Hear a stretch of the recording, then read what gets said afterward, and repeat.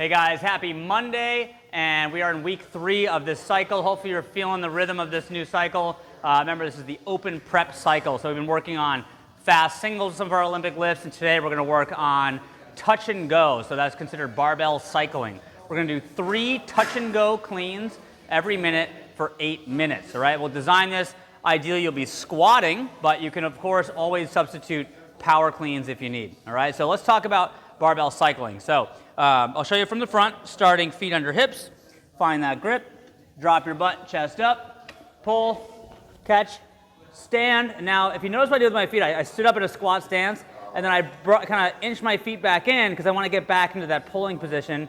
I keep my chest up, drop, catch. Notice my feet.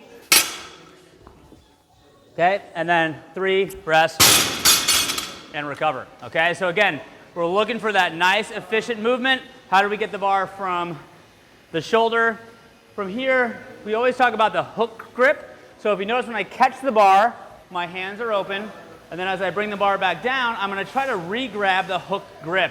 This is, if it's super light, it's not that important, but as the weight gets heavier, this is not just more important for heavyweight, but it saves your grip. So let's say you're doing some barbell work with some pull-up stuff, it's going to save your grip for the bar. So this is just about being efficient and smart and as an athlete. So palms open, I come down, re-grip, and then as I receive the weight, it's going to brush against my thighs, and I kind of use it to slow down.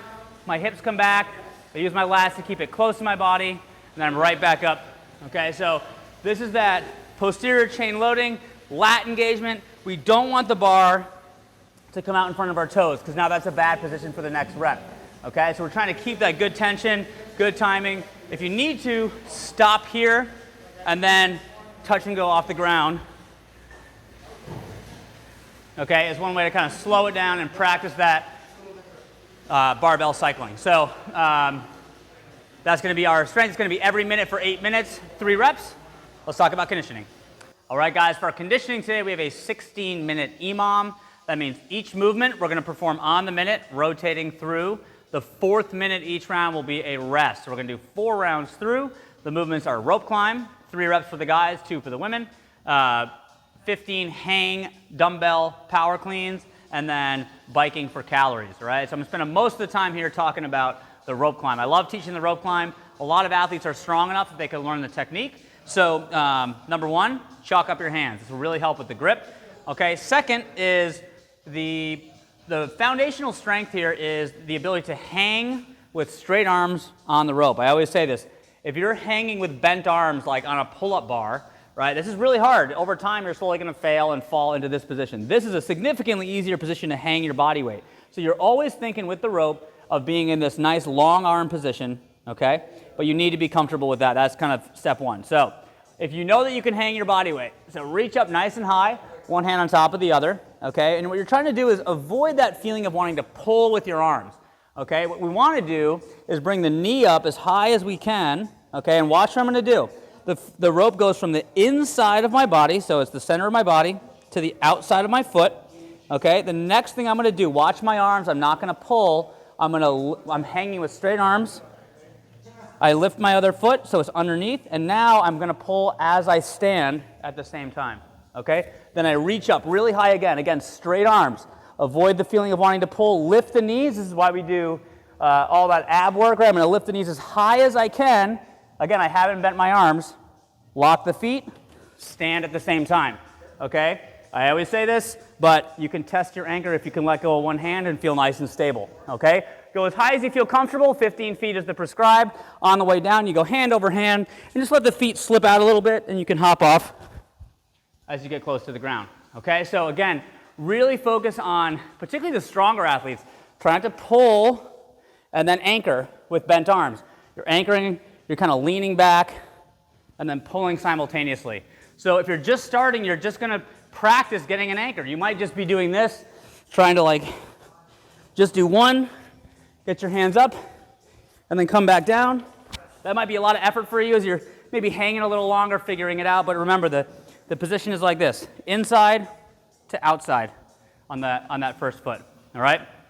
For those that cannot figure this out, Want to do something a little bit easier, you're going to do a rope lower. So again, start nice and tall, nice high hands. So keep your body as straight as you can, lower yourself down to the floor, right? And then pull with as straight of a body as you can back to the top so you get that good upper body pulling. Okay, what we want to avoid, if possible, is starting like this or like this, and then you're not getting a lot of the upper body, you're just kind of standing up and down. Okay, so that's our rope. So that's minute 1. Then we're going to do biking for calories. This is typically on these EMOMs the hardest one, where you're really going to have to go for it. Try to get those calories within the minute and pick a number you can stick with. If you're not sure, go hard for 45 seconds and then use that number every round and try to get it within the minute. Okay? The other more basic, which is going to be tough with this combo because it's going to be a grip, is going to be a dumbbell hang clean. So, you know, heavy dumbbells, we're going to keep the chest up, load the hips back, big jump, and stand. Okay? A lot of people get stuck, they swing a lot. Okay? So we don't want to just swing it, want to come down and still use that jumping action to get it up to support. Okay? So 4 rounds through that. After we're done, we do have a finisher. All right, guys, our finisher today, 3 rounds. This is for quality.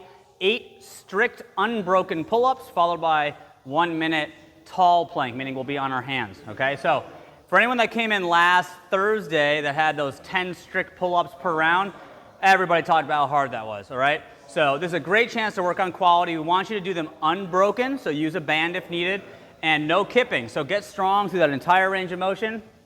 8 unbroken, all right? So when you put the band on, okay, try to keep your feet in front of you. Start feet together, good range of motion, all the way up, all the way down. The top will be the hardest part, right, because the band will get shorter. So really use that speed through the bottom and hang on at the top and try not to kip. Really squeeze the chin over. You feel your core on this, right, no matter if you use a band or not, okay? After 8 strict pull-ups, you're going to go to 1 minute in the tall plank. So when you're here, hands right under the shoulders, and thinking hollow position. So what that means is we don't want to sag our hips, okay? We want to push the ribs down, squeeze the butt, and then also the shoulder blades. We want to push up and away. Okay, when you do a plank properly, a lot of times you'll feel your quads because you're flexing your body so tight. So that is our finisher. 3 rounds, 8 and 1 minute. Rest as needed for quality. That's it for today. See you tomorrow.